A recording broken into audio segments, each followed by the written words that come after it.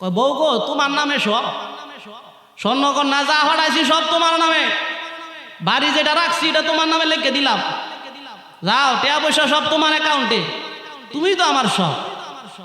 ওয়াল্লাহ কয়দিন পরে দেখে যে হ্যাঁ রে উষ্টা মাইরা টিকটকে একবাটার লগে লাইন মাইরা 2 জিফুত হ্যার কাম তো দিয়া গেছে গা আরেকবাটার লগে। ওয়াল্লাহ হ্যাঁ বাইতে যেমন জাগা জাগা তো যাইব গই তো এর জন্য কোনো নাইও, শব্দ বিভিন্ন নামে দিয়ে হইলেছে, ভালোবাসার নামে দিয়ে হইলেছে।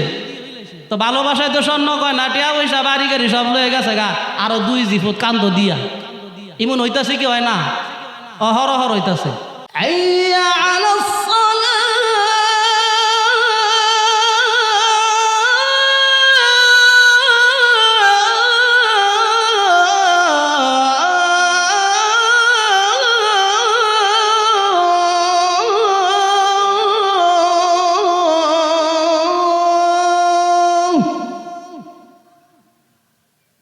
বান্দা আসো, নামাজের জন্য আসো।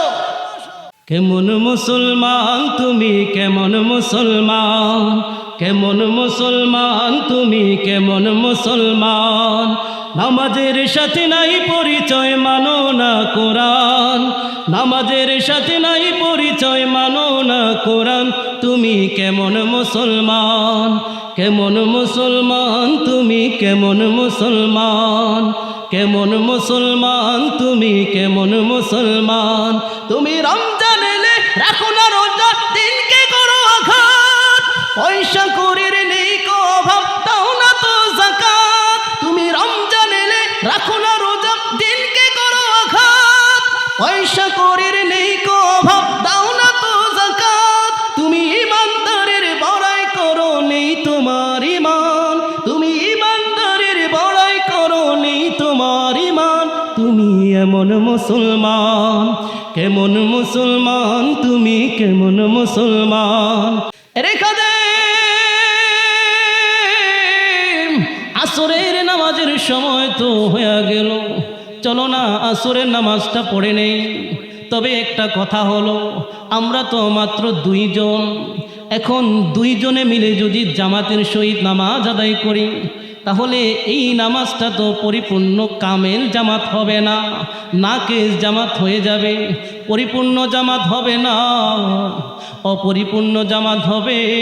আমরা যদি পরিপূর্ণ জামাতের নেকিটা পাইতে চাই, পরিপূর্ণ জামাতের নেকি যদি আমরা পাইতে চাই, তাহলে আরেকজন মুসল্লির দরকার। তুমি একটু খুঁজে দেখো না, এই গভীর জঙ্গলের মধ্যে আরেকজন মুসল্লি খুঁজে পাওয়া যায় কিনা। ইমানের পথে অবিচল থেকে আমার মরণ যেন হয়। ইমানের পথে অবিচল থেকে আমার মরণ যেন হয়। প্রতিদিন মৃত্যুর মুখোমুখি হই, বেদিন ফাসেকেরা করে হইচই। প্রতিদিন মৃত্যুর মুখোমুখি হই, বেদিন ফাসেকেরা করে হইচই।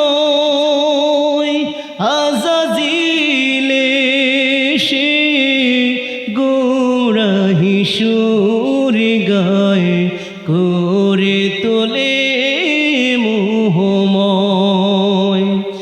ইমানের পথে অবিচল থেকে আমার মরণ যেন হয়।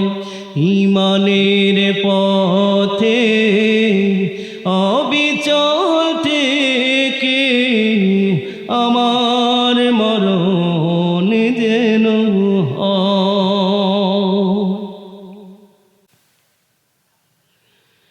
সমস্ত কবরবাসীর রুহের মাগফিরাত কামনায় ২৭তম বার্ষিক ওয়াজ ও দোয়ার মাহফিল রাউতগা উত্তরপাড়া। আজকের এই ওয়াজ ও দোয়ার মাহফিলের সম্মানিত সভাপতি, প্রধান অতিথি, বিশেষ অতিথিবৃন্দ, উপস্থিত হযরত ওলামায়ে কেরাম, দূর দূরান্ত থেকে আগত যুবক ও বুড়া বাবারা, পর্দার অন্তরালের মা ও বোনেরা, আমরা সেই মহান মালিকের দরবারে শুকরিয়া আদায় করে নেই, যেই মহান মালিক আমাদেরকে এই গুনাহের জামানায়, ফিতনা ফাসাদের জামানায়, গুনাহের প্রতিযোগিতার জামানায়, যে মালিক আমাদেরকে সমস্ত গুনাহের কাজ থেকে বাঁচিয়ে রেখে বিভিন্ন কর্মব্যস্ততা থেকে অবসর করে কনকনে শীতের রজনীতে আরামের বিছানাকে ছেড়ে দিয়ে একমাত্র জাহান্নামের আযাবের ভয়ে, কবরের আযাবের ভয়ে, জান্নাত লাভের আশায়, আল্লাহকে রাজি এবং খুশি করার উদ্দেশ্যে যেই মহান মালিক আমাদেরকে এই কোরআনের বাগানে দিনী কিছু কথা বলা এবং শোনার সুযোগ করে দিয়েছেন, সেই মহান মালিকের দরবারে অন্তর থেকে শুকরিয়া আদায় করছি, আলহামদুলিল্লাহ।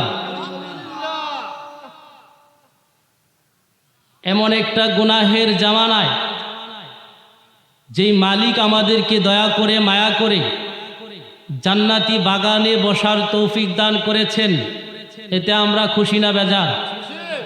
অসংখ্য অগণিত মানুষ আপনার আমার মতো আছে, যারা হয়তো কম্বলের নিচে শুয়ে আছে, যারা আইলসা কোম্পানি,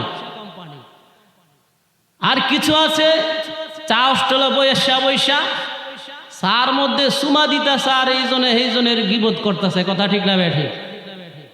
আবার কেউ আছে বিভিন্ন গুনাহে লিপ্ত, কেউ আছে অসুস্থ হয়ে বিছানায় পড়া। আল্লাহ রাব্বুল আলামিন অতি দয়া করে, মায়া করে আমাদেরকে এই জান্নাতি বাগানে আসার বসার তৌফিক দান করেছেন। কিভাবে আমাদের জীবনকে পরিচালনা করলে দুনিয়াতে আমরা সফল কাম হতে পারব এবং মৃত্যুর পরে চিরস্থায়ী পরকালে জান্নাতি হতে পারব, সেই লক্ষ্যে কিছু কথা বলা এবং শোনার যে আল্লাহ তৌফিক দান করেছেন, সেই মহান মালিকের দরবারে আবারও শুকরিয়া আদায় করে নিচ্ছি, আলহামদুলিল্লাহ। আমি আপনাদেরকে আমার মূল বয়ানে যাওয়ার পূর্বে জিজ্ঞেস করতে চাই, আল্লাহ কি আমাদেরকে এমনিতেই দুনিয়াতে পাঠিয়েছেন, না কোনো দায়িত্ব আমাদের আছে? কি দায়িত্ব? আল্লাহ রাব্বুল আলামিন বলেন কেন আমাদেরকে দুনিয়াতে পাঠিয়েছেন, আল্লাহ নিজেই তার কালামে পাকে বলতেছেন,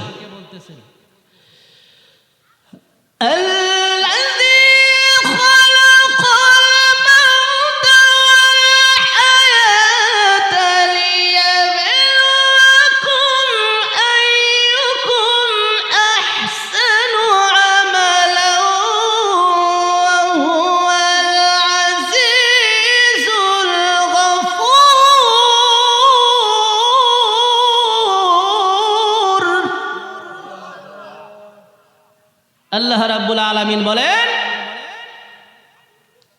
ও দুনিয়ার মানুষেরা, তোমাদের মরণ এবং জীবন আমি আল্লাহ রাব্বুল আলামিন সৃষ্টি করেছি। কেন সৃষ্টি করেছি? দেখার জন্য তোমাদের মধ্যে কার আমল বেশি সুন্দর। নেক আমলের প্রতিযোগিতা করার জন্য আল্লাহ রাব্বুল আলামিন আমাদেরকে এই দুনিয়ার জমিনে পাঠিয়েছেন। খালি গরুর ঘাস কাটার লাগিয়া আর এন মাহফিলাইয়া ফুসকা বেচার লাগিয়া আল্লাহ আমাদেরকে পাঠায় না। তবে গরুর ঘাস কাটা আর এই মাহফিলাইয়া ফুসকা বেচাটাও আমাদের ইবাদতে পরিণত হয়ে যাবে যদি আল্লাহর বিধান অনুযায়ী আমরা আমাদের জীবনকে পরিচালনা করি। কথা ঠিক না বেঠিক? আল্লাহ আরেক আয়াতে বলেন, ওয়ামা খালাকাতুল জিন্না ওয়াল ইনসা ইল্লা লিয়াবুদুন।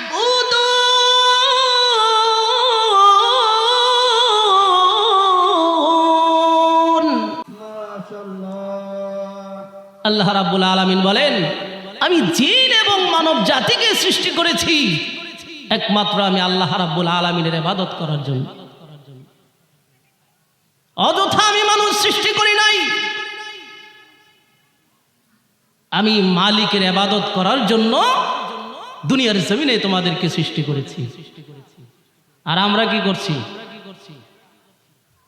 দুনিয়ার মোহে পড়ে পরকাল ভুলে গেছি। মসজিদের মিনার থেকে মুয়াজ্জিন আমাদেরকে দৈনিক 5 বার ডাকে। ডাকে মুয়াজ্জিন, কথাকার আল্লাহ। মুয়াজ্জিনের মাধ্যমে আল্লাহ আমাদেরকে ডাকতেছেন। কত সুন্দর করে আল্লাহ আমাদেরকে দৈনিক 5 বার ডাকতেছেন। হ্যাঁ, আমরা ঠ্যাঙ্গ শুনি না।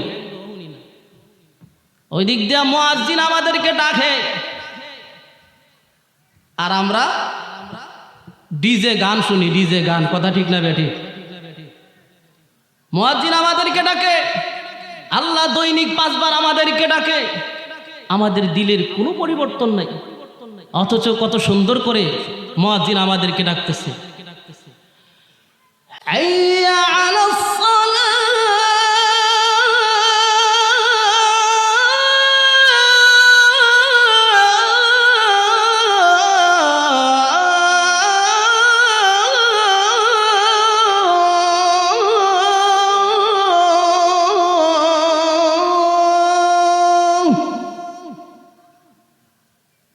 বান্দা আসো, নামাজের জন্য আসো। কত সুন্দর করে আল্লাহ আমাদেরকে দৈনিক 5 বার ডাক দিতেছেন, কিন্তু আমাদের ঠ্যাঙ্গ সেই ডাক শোনে না। কেন? পরকালের ভয় আমাদের মধ্যে নাই। পরকালের ভয় আমাদের মধ্যে নাই। কবরের আযাবের কথা আমাদের স্মরণ হয় না। আমি আমার মূল বয়ানে যাওয়ার পূর্বে যেহেতু কবরবাসীদের রুহের মাগফিরাত কামনায় আজকের এই মাহফিল, সেজন্য একটু কবরের কথাকে আপনাদের স্মরণ করিয়ে দিতে চাই, যেন আমাদের দিলটা একটু নরম হয়। আল্লাহ যে উদ্দেশ্যে আমাদেরকে পাঠিয়েছেন, সে উদ্দেশ্য যেন আমরা বুঝতে পারি, সে মতে যেন আমরা আমাদের জীবনকে চালাতে পারি। প্রিয় উপস্থিতি, আল্লাহ আমাদেরকে এমনিতে দুনিয়ার জমিনে পাঠায় নাই। আল্লাহ বলেন, মিনহা খলাকনাকুম ওয়া ফিহা নুঈদুকুম ওয়া মিনহা নুখরিজুকুম তারাতান উখরা। ও দুনিয়ার মানুষেরা, আমি আল্লাহ কিন্তু তোমাদেরকে এই মাটি থেকে সৃষ্টি করেছি, আবার এই মাটির মধ্যেই তোমাদেরকে নিয়ে যাব। তোমরা মনে কইরো না মাটির নিচে যায় তোমরা মিশা যাইবা, না, আবার তোমাদেরকে ওই মাটি থেকেই উঠানো হবে। কিয়ামতের কঠিন ময়দানে আমাদেরকে দাঁড়াতে হবে। দুনিয়ার জমিনে আসার পরে আমরা কি করলাম না করলাম সমস্ত কিছু হিসাব নিকাশ হবে কিয়ামতের কঠিন ময়দানে। প্রতিটা মুহূর্তের জবাবদিহি করতে হবে কিয়ামতের কঠিন ময়দানে, যেদিন কেউ কারো পাশে থাকবে না। সেজন্য আগে আমাদেরকে লক্ষ্যবস্তু ঠিক করতে হবে। আমরা কোথায় ছিলাম, কোথায় আছি, আবার কোথায় যাব। আমাদের বাড়ি কোথায় ছিল, এখন আমরা কোথায় আছি, আবার আমাদেরকে কোথায় যেতে হবে, সেই লক্ষ্যবস্তু আমাদেরকে আগে ঠিক করতে হবে। তবেই আমরা আমাদের গন্তব্যস্থান পর্যন্ত যেতে পারব। একজন ব্যক্তি যদি সে তার গন্তব্যস্থান না জানে, কোনো কিছুই যদি না বলতে পারে তাহলে তাকে আমরা এক বাক্যে পাগল বলি। যেমন মনে করেন আপনাদের এই বাবু বাজারে এক ব্যক্তি সোয়ালে তিনি আসর পর্যন্ত মরে বইয়া রয়েছে, তো এই লোকটারে দেখা কয়েকজন ফলো করলো যে সকাল থেকে নিয়ে আসর পর্যন্ত লোকটা বইয়া রইল, ঘটনা কি? তো একজন যায় জিজ্ঞেস করলো, ভাই সাহেব আপনি সকাল থেকে নিয়ে এই পর্যন্ত এই জায়গায় বসে রইলেন, আপনার বাড়ি কই? কয় জানি না। আইসেন কইতে? কইতারি না। যাইবেন কই? তাও জানি না। তখন সকলে এক বাক্যে বলবে কি, আরে হ্যাঁ পাগল এনে মেন্টাল এনে, এই যে তো কোনোই কইতে পারে না, তাহলে তো হ্যাঁ পাগল মেন্টাল, এর সাথে আর কথা কয়ে লাভ নাই, এর হালে আরে ছেড়ে। তো আমরাও আমাদেরকে আগে বুঝতে হবে আমরা কোথায় ছিলাম, আমাদের বাড়ি কোথায় ছিল, আমরা কোথায় আছি, আবার কোথায় যাব। আমাদের বাড়ি ছিল জান্নাতে। কোথায়? জান্নাতে। আমাদের বাড়ি ছিল জান্নাতে। দুনিয়ার জমিনে আল্লাহ সামান্য একটু হায়াতের জিন্দেগি দিয়ে পাঠিয়েছেন, আবার আমাদেরকে সেই বাড়ি জান্নাতে যেতে হবে। তো জান্নাতে যাওয়ার জন্য কোনো কিছু করার দরকার আছে না? এমনি যেতে পারবো? হ্যাঁ, সেই জান্নাতে যদি আমরা যেতে চাই তাহলে জান্নাতের রাস্তা দিয়ে আমাদেরকে হাঁটতে হবে, তা না হলে উপায় নাই। কবরের জগৎ বড় ভয়াবহ জগৎ হবে।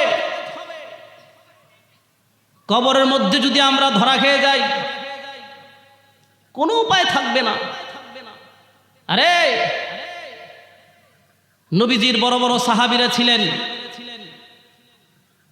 যিনারা রাষ্ট্র পরিচালনা পর্যন্ত করেছেন, এরপরেও কবরের ভয় কি পরিমাণে ছিল ওনাদের অন্তরে। শুধুমাত্র হযরতে আবু বকর সিদ্দিক রাদিয়াল্লাহু তাআলা আনহুর দিকে একটু লক্ষ্য করেন। মৃত্যুর আগে উনি হযরতে আয়েশা সিদ্দিকা রাদিয়াল্লাহু তাআলা আনহাকে কি বলেন? মুসলমান ভাইরা রে আমার, কথাগুলা দিলের কান লাগায়া শুনবেন। আমার ভাইরা, আমার বন্ধুগণ, হযরতে আবু বকর সিদ্দিক রাদিয়াল্লাহু তাআলা আনহু ডাক দিয়া বলেন, আয়েশা রে, এই যে নাও, এই 3টা কাফনের কাপড় তোমার কাছে রেখে দাও। রে আয়েশা,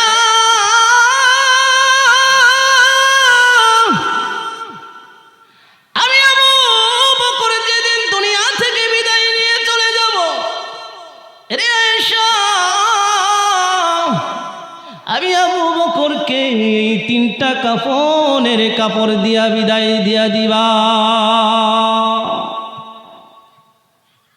হযরতে আয়েশা সিদ্দিকা রাদিয়াল্লাহু তাআলা আনহা কাপড় 3টা হাতে নিলেন। এমনি লক্ষ্য করে দেখেন 3টা কাফনের কাপড়ের মধ্যে 2টা কাপড়ই হলো পুরান, আর একটা কাপড় হলো মাত্র নতুন। এইবার আয়েশা সিদ্দিকা রাদিয়াল্লাহু তাআলা আনহা ডাক দিয়া বলেন, বাবা গো, আমি আয়েশা তোমার কাছে জানতে চাই, ওগো বাবা,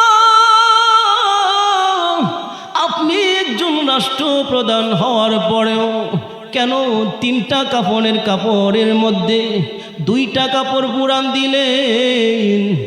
3টা কাফনের কাপড় আপনার নতুন দেওয়ার তৌফিক নাই নাকি?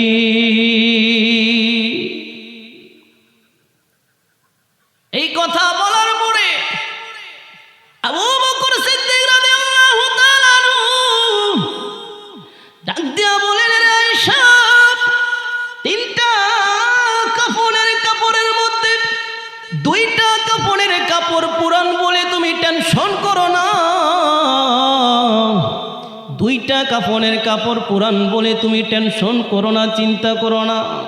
এরে আয়েশা, তিনটা কাফনের কাপড়ের মধ্যে দুইটা কাফনের কাপড় পুরান দেওয়ার পিছনে দুইটা কারণ রয়েছে। এক নাম্বার কারণ হলো, এরে আয়েশা, আমি আবু বকর যেদিন দুনিয়া থেকে বিদায় নিয়ে চলে যাব, আমি আবু বকরকে যখন কবরের মধ্যে নামানো হবে, কবরের মধ্যে রাখা হবে, আমি আবু বকর যদি জান্নাতি হয়ে যাই, তাহলে জান্নাত থেকে জান্নাতি ফেরেশতারা জান্নাতি রেশমি পোশাক এনে আমি আবু বকরকে পরায়া দিবে। রে আয়েশা, আর আমি আবু বকর যদি জাহান্নামী হয়ে যাই, তাহলে জাহান্নামের ফেরেশতারা জাহান্নামের আগুনের পোশাক আমি আবু বকরকে পরায়া দিবে। তার মানে এই কাফনের কাপড়ের কোনো বিল নাই, এই কাফনের কাপড়ের কোনো ভ্যালু নাই। জান্নাতি হলে জান্নাতের পোশাক কবরের জগতে পড়াবে, জাহান্নামী হলে জাহান্নামের আগুনের পোশাক কবরের মধ্যে পরানো হবে। সুতরাং বোঝা গেল এই কাফনের কাপড়ের কোনো বেল নাই। সুতরাং তুমি কোনো টেনশন করো না। এরে আয়েশা, কবরের জগৎকে আমার বড় ভয় হয়। আমি আবু বকর যদি কবরের জগতের মধ্যে ধরা খেয়ে যাই, আমি আবু বকরের অবস্থাটা কি হবে? কেমন করে আমি কবরের আযাব সহ্য করব? কেমন করে কবরের আযাব সহ্য করব?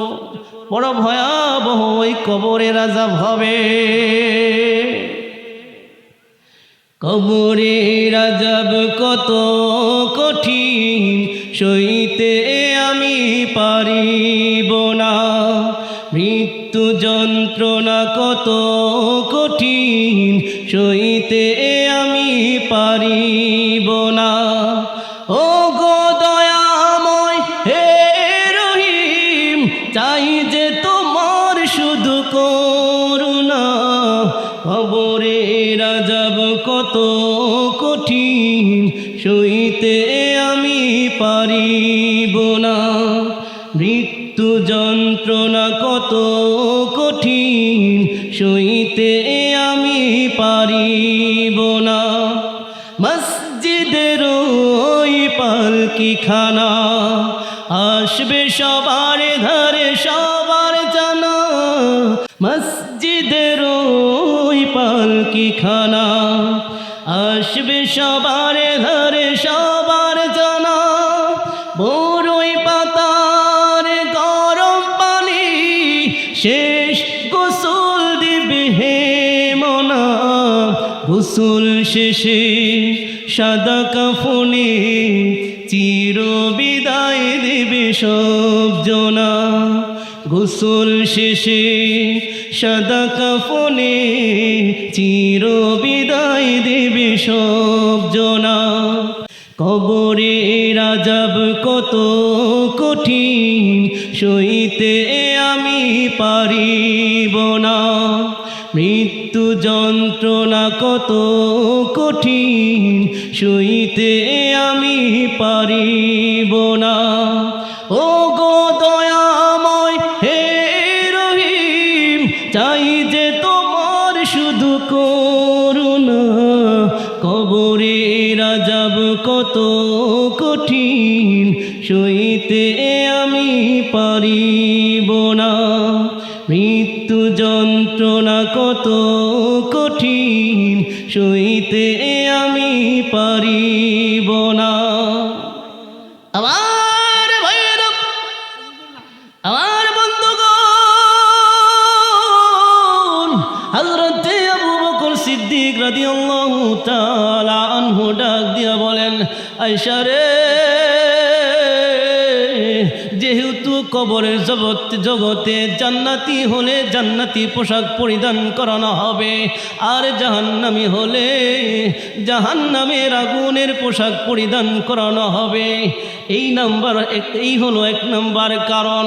কবরের জগতে এই কাপড়ের কোনো বেলু থাকবে না, বেল থাকবে না। দুইটা কাফনের কাপড় পুরান দেওয়ার পিছনে দুই নাম্বার কারণ, কিয়ামতের কঠিন ময়দান যেদিন কায়েম হয়ে যাবে, আমার আল্লাহ রাব্বুল আলামিন আমি আবু বকরকে যখন ডাক দিয়া বলবেন, আবু বকর, দুনিয়ার জমিনে তোমাকে রাষ্ট্রপ্রধান বানিয়েছিলাম। রে আবু বকর, রাষ্ট্রপ্রধানের কাছে জনগণের কিছু পাওনা রয়েছে। এর মধ্যে একটা পাওনা হলো জনগণকে নতুন কাপড় পরিধান করানো। রে আবু বকর, তুমি কি পেরেছো দুনিয়ার জমিনে মানুষদেরকে নতুন কাপড় পরিধান করাইতে? এইভাবে যখন কিয়ামতের কঠিন ময়দানে আমার মালিক আমাকে জিজ্ঞাসা করবে, রে আবু বকর, আমি মহান রাব্বুল আলামিন তোমাকে বড় দয়া করে মায়া করে রাষ্ট্রপ্রধান বানিয়েছিলাম, তুমি কি পেরেছো সাধারণ জনগণকে নতুন কাপড় পরিধান করাইতে? এইভাবে যখন কিয়ামতের কঠিন ময়দানে আমার মালিক আমাকে, তখন আমার মালিকের প্রশ্নের জবাবে আমি আবু বকর বলে দিব, ওগো মালিক, না গো মালিক না, দুনিয়ার জমিনে আমি সকলকে নতুন কাপড় পরিধান করাইতে পারি নাই, ওগো মালিক। এই জন্য তাকায়া দেখো, আমি আবু বকর কবরের জগতে 3টা কাপড় নতুন পরিধান করে আসি না। আমি একজন রাষ্ট্রপ্রধান হওয়ার পরেও তুমি মালিক তাকায়া দেখো, 3টা কাপড়ের টুকরার মধ্যে 2টা কাপড় আমি পুরান পরে এসেছি, আর একটা কাপড় মাত্র নতুন পরেছি। আমি একজন রাষ্ট্রপ্রধান হওয়ার পরেও 3টা কাপড়ের মধ্যে 2টাই পুরান পরে এসেছি, আর মাত্র একটা কাপড় আমি নতুন পরিধান করে এসেছি। রে আয়েশা, আমার মালিক যখন কিয়ামতের কঠিন ময়দানে এইভাবে জিজ্ঞাসা করবে, আমি আবু বকর, তখন এই উত্তরটা দেওয়ার জন্য 2 নাম্বার কারণে আমি 2 নাম্বার কাপড়টা পুরান দিয়েছি। কি পরিমাণের ভয় পাইতো কবরের জগৎকে সাহাবায়ে কেরাম। আজকে আমরা কবরের পাশ দিয়া যাই, আমাদের দিলের কোনো পরিবর্তন হয় না। মসজিদের মিনার থেকে আজানের আওয়াজ আমাদের কানে ভেসে আসে, আমাদের দিলের কোনো পরিবর্তন হয় না। আরে আমরা তো নামে এনে মুসলমান, ফস্তা ইমান পাইছি তো, ফস্তায় এর লেগে এটার কোনো দাম নাই। সাহাবায়ে কেরামের মতো ইচ্ছা মতো ফিটা ফোটা খাইয়া যদি ইমান আনতাম, ইমান আনার কারণে যদি ইচ্ছা মতো ফিটা ফোটা খাইতাম, তখন বুঝতাম যে ইমানের কি যে দাম। ওই বাপ মুসলমান, মা মুসলমান, দাদা দাদি মুসলমান ছিল, নানা নানি মুসলমান ছিল, ওই হিসাবে আমি মুসলমান।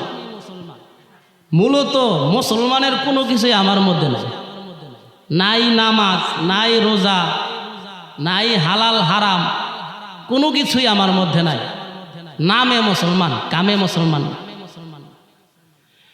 কেমন মুসলমান তুমি, কেমন মুসলমান, কেমন মুসলমান তুমি, কেমন মুসলমান, নামাজের সাথে নাই পরিচয় মানো না কোরআন, নামাজের সাথে নাই পরিচয় মানো না কোরআন, তুমি কেমন মুসলমান, কেমন মুসলমান তুমি, কেমন মুসলমান, কেমন মুসলমান তুমি, কেমন মুসলমান তুমি। রমজান এলে রাখো না রোজা, দিনকে করো আঘাত, পয়সা করির নেই কো অভাব, দাও না তো যাকাত। তুমি রমজান এলে রাখো না রোজা, দিনকে করো আঘাত, পয়সা করির নেই কো অভাব, দাও না তো যাকাত। তুমি ইমানদারের বড়াই করো, নেই তোমার ঈমান, তুমি ইমানদারের বড়াই করো, নেই তোমার ঈমান।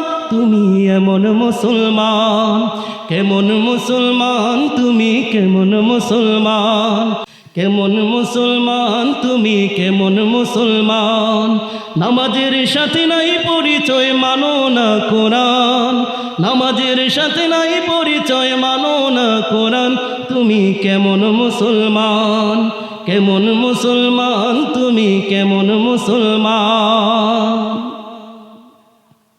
এমন মুসলমান আমরা, নামে মুসলমান কামে না। আর এটা তো শুকরিয়ার বিষয়, কোনো কষ্ট ছাড়া, কোনো সাধনা ছাড়া এমনিতে মুসলমানের ঘরে জন্মগ্রহণ করতে পেরেছি, এটাও তো বিশাল বড় একটা নিয়ামত। আজকে যদি বিধর্মীর ঘরে আমার আপনার জন্ম হইতো, তাহলে তো আমি আপনি বিধর্মী হয়ে যাইতাম। হিন্দুর ঘরে জন্ম হলে হিন্দু হইতাম, খ্রিস্টানের ঘরে জন্ম হইলে খ্রিস্টান হইতাম, ইহুদির ঘরে জন্ম হইলে ইহুদি হইতাম। কিন্তু আল্লাহ তো দয়া করে আমাকে মুসলমান বানিয়েছেন, এটাও তো বিশাল বড় একটা নিয়ামত। তো ঈমান আমরা পেয়ে গেলাম, এখন আমার মূল আলোচনায় আমি ঢুকতেছি। ঈমান আমরা পেয়ে গেলাম, ঈমানের পরে, ঈমান আনার পরে মুসলমানের সর্বপ্রথম দায়িত্ব কি? সর্বপ্রথম দায়িত্ব হলো 5 ওয়াক্ত নামাজ মসজিদে গিয়ে জামাতের সহিত আদায় করা। কথা ঠিক না বেঠিক? ইবাদতের মধ্যে, সমস্ত ইবাদত থেকে সবচেয়ে দামি এবং গুরুত্বপূর্ণ ইবাদত হলো নামাজ। কথা ঠিক না বেঠিক? কেন গুরুত্ব এবং দামি? আল্লাহ রাব্বুল আলামিন সমস্ত ইবাদতগুলা জিবরাইল আলাইহিস সালামের মাধ্যমে আপনার আমার নবীর নিকট পাঠিয়েছেন। আর এই একমাত্র নামাজ এমন একটা ইবাদত, যেই ইবাদত, যেই নামাজ জিবরাইল আলাইহিস সালামের মাধ্যমে না দিয়ে ডাইরেক্ট আপনার আমার নবীকে আল্লাহর বাড়িতে নিয়ে সরাসরি আল্লাহর নবীকে, আল্লাহর হাবিবকে সরাসরি আল্লাহর হাবিবের হাতে নামাজ দিছে। জিবরাইল আলাইহিস সালামের মাধ্যমে দেয় নাই, ডাইরেক্ট আল্লাহ তার হাবিবকে তার বাড়িতে ডেকে নিয়ে সরাসরি আপনার আমার প্রিয় নবীজির হাতে দিলে, ওগো আমার হাবিব, এই নেন আপনাকে আমার বাড়িতে না এই নামাজ উপহার দিয়ে দিলাম। এই জন্য নামাজ বড় দামি ইবাদত। ইবাদতের মধ্য থেকে সবচাইতে দামি ইবাদত হলো নামাজ, গুরুত্বপূর্ণ ইবাদত হলো নামাজ। আজকে সেই নামাজের আমাদের কোনো খবর নাই। খবর থাকতো কেমনে, কোন দিকে ওয়াজ করবো? ইবাদত কবুল হওয়ার জন্য, ইবাদতে মজা পাওয়ার জন্য 1 নাম্বার শর্ত হলো হালাল খাবার। কেন? এই যে আমার হাত, আপনার হাত, রক্ত মাংস সবকিছু তৈরি হয় কোত্থেকে? সুস্থ থাকে কিসের মাধ্যমে? খাবারের মাধ্যমে। কথা ঠিক না বেঠিক? আমার সমস্ত শরীরে রক্ত তৈরি হইল এই শরীর দিয়া, এই হাত দিয়া, এই পা দিয়া নামাজ পড়তে মন চাইতো কেমনে? কথা ঠিক না বেঠিক? আর ইবাদতে মজা পাওয়ার জন্য, ইবাদত কবুল হওয়ার জন্য আগে শর্ত হলো হালাল খাবার। আমরা যদি হালাল খাবার খাই, ওই খাবার থেকে যে রক্ত তৈরি হবে, ওই খাবার থেকে যে শক্তি তৈরি হবে, ওই রক্ত শক্তি দিয়ে, ওই বডি দিয়ে আল্লাহর ইবাদত করতে মন চাইবে। আর ইবাদত করলে শুধু মজাই লাগবে। তো যাই হোক, নামাজ আদায় করতে হবে, নামাজকে ছাড়ার কোনো সুযোগ নাই। আল্লাহ যত শীত হইও, পানি যত টেলখা হইও, অজু করে নামাজ পড়ন লাগবে, কোনো মাপ নাই। আর সেই নামাজ পড়তে হবে মসজিদে গিয়ে জামাতের সহিত। পুরুষের জন্য মসজিদে গিয়ে জামাতের সহিত নামাজ পড়তে হবে। জামাতে নামাজ পড়লে কি লাভ? কেউ যদি এশারের নামাজটা জামাতের সহিত আদায় করে আর সারা রাত নাক ডাইকা ঘুমায়, এরপরে আবার ফজরের নামাজটা জামাতের সহিত আদায় করে, তার আমল নামায় সারা রাত দাঁড়ায়া নফল ইবাদত করলে যেই নেকি হয়, শুধু এশারের নামাজটা জামাতের সহিত পড়ার কারণে সারা রাত নাক ডাইকা ঘুমায়া আবার ফজরের নামাজটা জামাতের সহিত পড়ার কারণে সারা রাত দাঁড়ায়া নামাজ পড়লে যেই নেকি হয়, ওই পরিমাণ নেকি আল্লাহ রাব্বুল আলামিন তার আমল নামায় দান করে দেবে। জামাতে নামাজ পড়লে লাভ আছে না নাই? হ্যাঁ, জামাতে নামাজ আদায় করতে হবে। আজকে তো আমাদের নামাজের প্রতি গুরুত্ব নাই। মুসলমান মসজিদ থেকে মুয়াজ্জিন ডাকে, হাইয়া আলাল ফালাহ,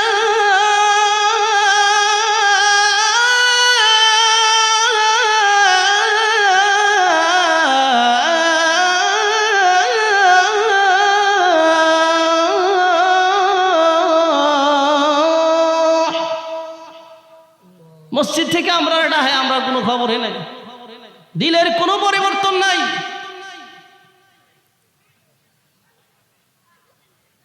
মহিলাদের মধ্যে তো আরো অলসতা, বর্তমানে তো মহিলাদের মধ্যে আরো অলসতা। যেহেতু মা বোনেরা আসছেন, সেজন্য ফাঁকি দিয়ে মা বোনদেরও নামাজের কথা একটু বলে ফেলি। বর্তমানে তো আমাদের মা বোনেরা আসে হইল টিকটক নিয়ে আর ফেসবুক নিয়ে, কথা ঠিক না বেঠি? টিকটক ইমন টিফা টিফে ইমন মজা, সুবহানাল্লাহ। অথচ পূর্বের জামানার মহিলারা নামাজ রোজায় যে মজা পাইতো, এরতে কোটি গুণ বেশি মজা পায় এখন আমাদের বর্তমান জামানার মা বোনেরা টিকটক আর ফেসবুক টিপটা, কথা ঠিক না বেঠি?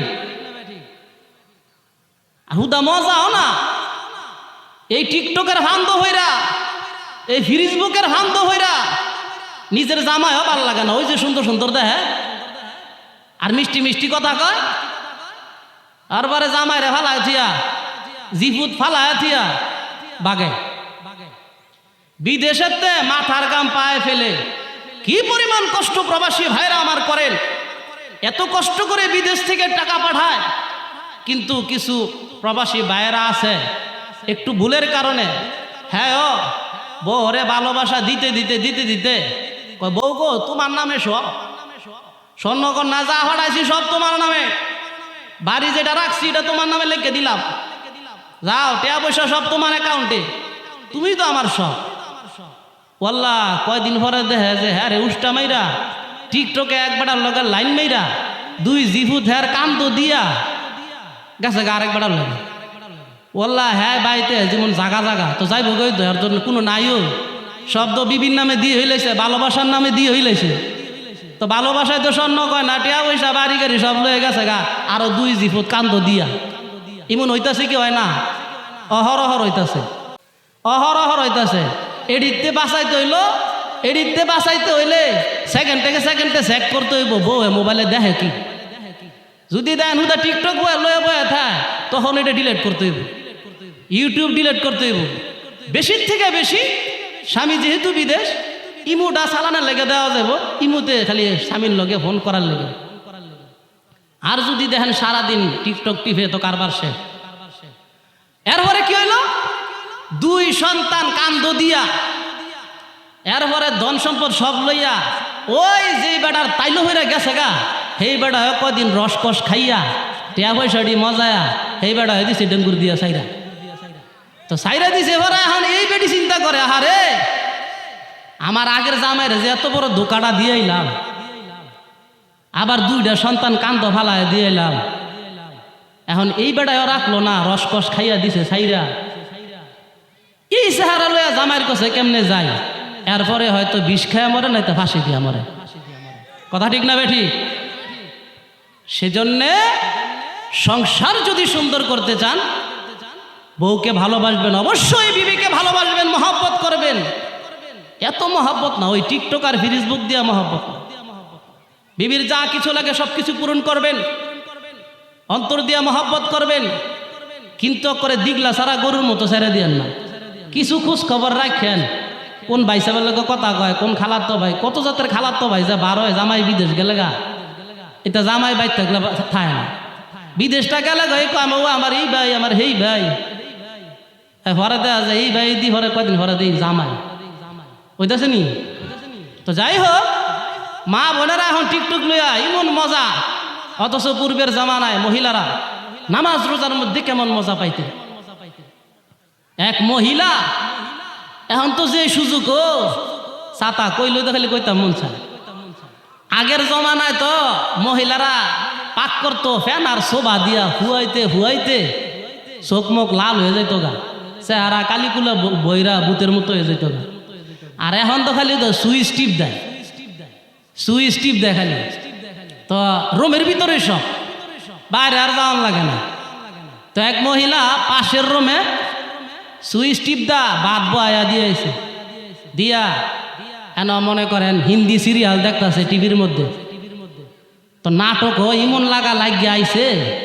তো মহিলা কইতেছে মজা লাগতেছ একটু দেখি হইলো, বাদ্য মাত্র বয়া হয়ে আইসি কখনই কে রয়ে যাবো গা, এটা ওইতো তো কাহিনীটা যে তো লাগিয়ে আইসি একটু দেখি হইলো, কারবারটা সাইরে লই ফ্যান পরে ভালো আমার গান মনে। আচ্ছা যাই হোক, দেখতেছে এমনি ফোরা গন্ধ শুনে, ফোরা গন্ধ কিরে ফোরা গন্ধ করতে আল্লাহ দৌড়দা যাইয়া কয় হায় হায় হায় হায়, মাত্র ভাত বয়ে গেলাম, ভাত ফুইরা ডেক ফুইরা এক করে ফোরা গন্ধ বাড়িস। তাইলে কইতেছে কই মাত্র গেলাম, মাত্র না, এই যে নাটক দেখার মজার মধ্যে পড়ছে, সময় যে কইতে গেছে তাই নিয়ে আর কইতেই পারে না।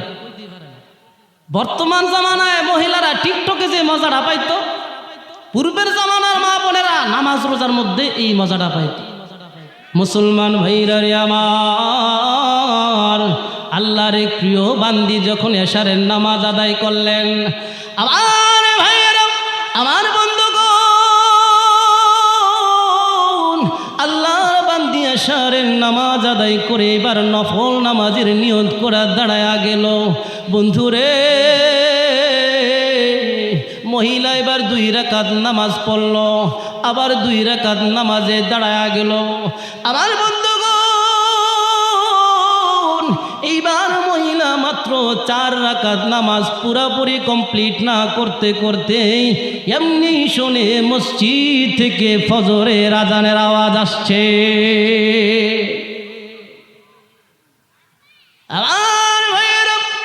আমার বন্ধুগণ, এমনি মহিলা ডাক দিয়া বলেন, মালিক রে, তোমার রাত কি ছোট হয়ে গেল নাকি, রাত কি ছোট হয়ে গেল নাকি?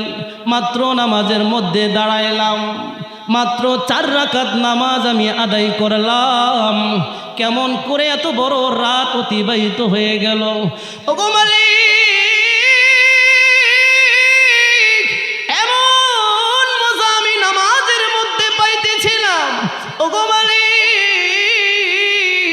এমন মজা আমি নামাজের মধ্যে পাইতেছিলাম, কেন গো মালিক এত তাড়াতাড়ি রাত শেষ হইয়া গেল? আমি তো কোনো কিছুই টের পাইলাম না, অথচ তাড়াতাড়ি শেষ হয় নাই, নামাজের মধ্যে মহিলা এমন মজা পাইছে, এই দিক দিয়া যে এত বড় রাত অতিবাহিত হইয়া গেছে মহিলার কোনো খবর না। আমরার মা বোনেরা ফেসবুক আর টিকটক টিপতে টিপতে রাইতের 3টা 4টায় যায় ঘুমায়, সোয়াল আর ডাক্কা উড়ান জানা, কথা ঠিক না বেঠি? অঙ্গা তাঙ্গা করে। ভাইরা আমার, আমি আয়াত আপনাদের সম্মুখে পড়েছি, ইন্নাস সালাতা তানহা আনিল ফাহশাই ওয়াল মুনকার, নামাজ মানুষদেরকে অশ্লীল কাজ থেকে বিরত রাখে। কিন্তু আমাদের নামাজ আমাদেরকে অশ্লীল কাজ থেকে বিরত রাখে না। এর কারণ কি? এর কারণ হলো, 1 নাম্বার কারণ হলো আমরা যে নামাজ পড়ি ঠিক আছে, কিন্তু আমরা খাবারটা হালাল খাই না, 1 নাম্বার কারণ। আর 2 নাম্বার কারণ হলো আমরা নামাজ পড়ি আল্লাহর রাজি খুশি করার লাগে না, আর পরকালের আযাব থেকে বাঁচার লাগে না, ওই আল্লাহ যে কইছে নামাজ পড়ন লাগবে এটা হাজিরাটা খালি দিয়েই কোনো মতে এই কবুল হইলো হইলো, না হইলে নাই। আল্লাহ যেহেতু কইছে নামাজটা পড়ার লাগে এই হই রইলাম সারছে। অজু বালা করে করছি না না করছি, রুকু সেজদা বালা করে হইছে না না হইছে কোনো খবর নেই। সেকেন্ডে রুকু দিতেছে, সেকেন্ডে সেজদা দিতেছে, কই কি ভরতাছে আল্লাহই জানে। আমার এক মুসল্লি কয়, হুজুর দেখছেন নি নামাজের কারবারটা?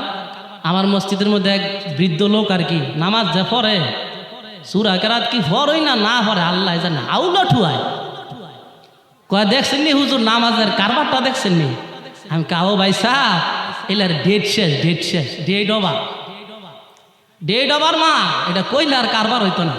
মানুষ দেখবেন বৃদ্ধ হয়ে গেলে ছোট মানুষের মতো হয়ে যাবে, অন বলা হয়ে যায়। তো হ্যাঁ আর কইলেও কাম হয় না। তবে এই সময়ে যে নামাজটা ভুল হয়, যৌবন কালের ইবাদত যদি ঠিক থাকে, এই ভুল নামাজটা আল্লাহ কবুল করে না। সেজন্য যৌবনের ইবাদতের বড় দাম আল্লাহর কাছে। সেজন্যে শরীরে দেহে যতদিন পর্যন্ত শক্তি আছে, নামাজ মসজিদে গিয়ে জামাতের সহিত আদায় করতে হবে, নামাজের মতো নামাজকে আদায় করতে হবে। একমাত্র পরকালের ভয়ে, জাহান্নামের আযাবের ভয়ে, কবরের আযাবের ভয়ে, জান্নাত লাভের আশায়, আল্লাহর দিদার লাভের আশায় নামাজ পড়তে হবে। আর সেই নামাজ পড়তে গিয়ে প্রয়োজনে ইমাম সাহেবের কাছে বারবার জিজ্ঞেস করতে হবে, হুজুর দেখেন আমার রুকুটা হয় কিনা, হুজুর দেখেন আমার সূরাটা হয় কিনা। অন্তত 5টা সূরা, সূরা ফাতিহা সহ আর 4টা সূরা যদি কারো জানা থাকে, আর দোয়া কালাম যদি কারো জানা থাকে, যথেষ্ট নামাজের জন্য। এই জরুরি জিনিসগুলো শুদ্ধ করে নিতে হবে। কারণ নামাজ ভঙ্গের 1 নাম্বার কারণ যেটা 19টার মধ্যে, এইটাই হলো যে নামাজে অশুদ্ধ তেলাওয়াত করা। নামাজের মধ্যে অশুদ্ধ পড়লে নামাজ হবে না, সেজন্যে পড়া আগে শুদ্ধ করতে হবে। আর নামাজ পড়তে হবে মসজিদে গিয়ে জামাতের সহিত। আল্লাহর নবী বলেন, যে ব্যক্তি বিনা কারণে অযথায় ঘরের মধ্যে নামাজ পড়ে নেয়, আমি বিশ্বনবীর ইচ্ছা হয় তার ঘরটা আগুন দিয়ে পোড়ায় দেব। সেজন্য মৃত্যু আসার আগে, মসজিদের মাইকে এলান হওয়ার আগে মসজিদে গিয়ে নামাজ পড়ে মৃত্যুর জন্য তৈরি থাকতে হবে কি হবে না? একদিন তোমারই নাম মসজিদে হবে এলাম, তৈরি থেকো তৈরি রেখো কবরের মাল সামান, একদিন তোমারই নাম মসজিদে হবে এলাম। সর্ব অবস্থায় মৃত্যুর জন্য তৈরি থাকতে হবে। প্রিয় উপস্থিতি, আরে পূর্বের জামানা আল্লাহর ওলিরা কি পরিমাণ জামাতকে গুরুত্ব দিতেন। হযরতে জুনাইদ বুগদাদি রহমতুল্লাহি আলাইহি তিনি একবার সফরে বের হলেন। তো সফর করতেছেন, এমত অবস্থায় বিশাল বড় জঙ্গল পড়ে গেল। এই জঙ্গলের মাঝখান দিয়েই তিনি সফর করতেছেন। তো এমনি আসরের নামাজের সময় হয়ে গেল। আসরের নামাজের সময় যখন হয়ে গেল, এমনি জুনাইদ বুগদাদি রহমতুল্লাহি আলাইহি, মুসলমান ভাইরা আমার, এইবার জুনাইদ বুগদাদি রহমতুল্লাহি আলাইহি তার খাদেমকে ডাক দিয়া বলেন, রে খাদেম, আসরের নামাজের সময় তো হয়ে গেল, চলো না আসরের নামাজটা পড়ে নেই। তবে একটা কথা হলো, আমরা তো মাত্র 2 জন, এখন 2 জনে মিলে যদি জামাতের সহিত নামাজ আদায় করি, তাহলে এই নামাজটা তো পরিপূর্ণ কামেল জামাত হবে না, নাকেস জামাত হয়ে যাবে, পরিপূর্ণ জামাত হবে না, অপরিপূর্ণ জামাত হবে। আমরা যদি পরিপূর্ণ জামাতের নেকিটা পাইতে চাই, পরিপূর্ণ জামাতের নেকি যদি আমরা পাইতে চাই, তাহলে আরেকজন মুসল্লির দরকার। তুমি একটু খুঁজে দেখো না, এই গভীর জঙ্গলের মধ্যে আরেকজন মুসল্লি খুঁজে পাওয়া যায় কিনা। তুমি একটু খুঁজে দেখো আরেকজন মুসল্লি খুঁজে পাওয়া যায় কিনা। এমনি খাদেম ঘুরতে ঘুরতে এবার খুঁজতে আরম্ভ করে দিল, গভীর জঙ্গলের মধ্যে খুঁজতে আরম্ভ করে দিল আরেকজন মুসল্লি খুঁজে পাওয়া যায় কিনা। এমনি তিনি লক্ষ্য করে দেখেন এই গভীর জঙ্গলে একজন কাঠুরিয়াকে দেখা যায় কাঠ কাটতেছে। এইবার খাদেম ডাক দিয়ে বলেন, সালাম দিয়ে বলেন, ও কাঠুরিয়া, এই গভীর জঙ্গলের মধ্যে আমরা দুইজন মুসাফির আছি, আপনাকে খুঁজে পেয়ে গেলাম, চলেন না আসরের নামাজটা আমরা তিনজনে মিলে জামাতে সহিত আদায় করে নেই। তিনজনে মিলে যদি জামাতে সহিত নামাজ আদায় করি তাহলে পরিপূর্ণ জামাতের সবটা আমরা পেয়ে যাব। এই কথাটা বলার পরে কাঠুরিয়া চিৎকার মেরে বলতেছে আলহামদুলিল্লাহ। খাদেম আশ্চর্য হয়ে গেলেন, কিরে জামাতের সহিত নামাজ পড়ার লেগে কইলাম, এত বড় চিৎকার দিয়া শুকরিয়া আদায় করলো কেন, ঘটনা কি? ও কাঠুরিয়া, আপনাকে জামাতের সহিত নামাজ আদায় করার জন্য বলার পরে এমন চিৎকার করে শুকরিয়া আদায় করলেন, কারণটা কি? মুসলমান ভাইরা রে আমার, এইবারে কাঠুরিয়া ডাক দিয়া বলেন, ওগো আল্লাহর বান্দা, আমি এই জঙ্গলের মধ্যে আসার পরে আমার মাওলা পাকের কাছে দোয়া করেছিলাম, মালিক রে, এই গভীর জঙ্গলের মধ্যে আমাকে আসরের নামাজ জামাতের সহিত পড়ার তৌফিক দান করে দিও।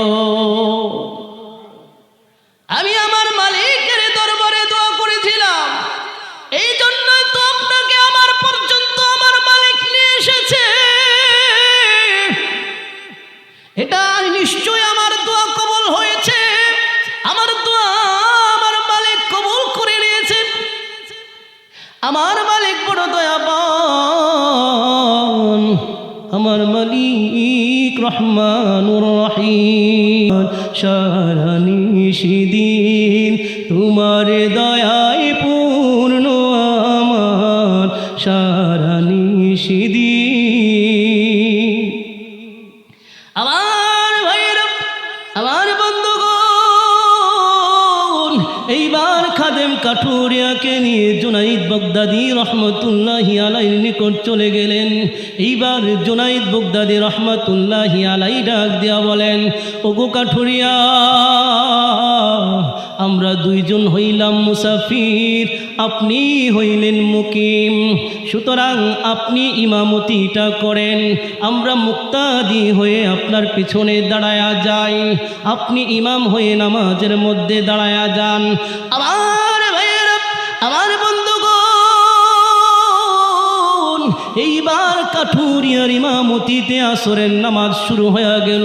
ভাইজান, আমরা তো জানি আসরের নামাজ আদায় করতে 10 থেকে 12 মিনিট সময় লাগে, কিন্তু এই কাঠুরিয়া 10 মিনিট আর 15 মিনিট নয়, এই কাঠুরিয়া আসরের নামাজের মধ্যে পুরা আধা ঘন্টা সময় লাগায়া দিল। আমার ভাইরা, আমার বন্ধুগণ,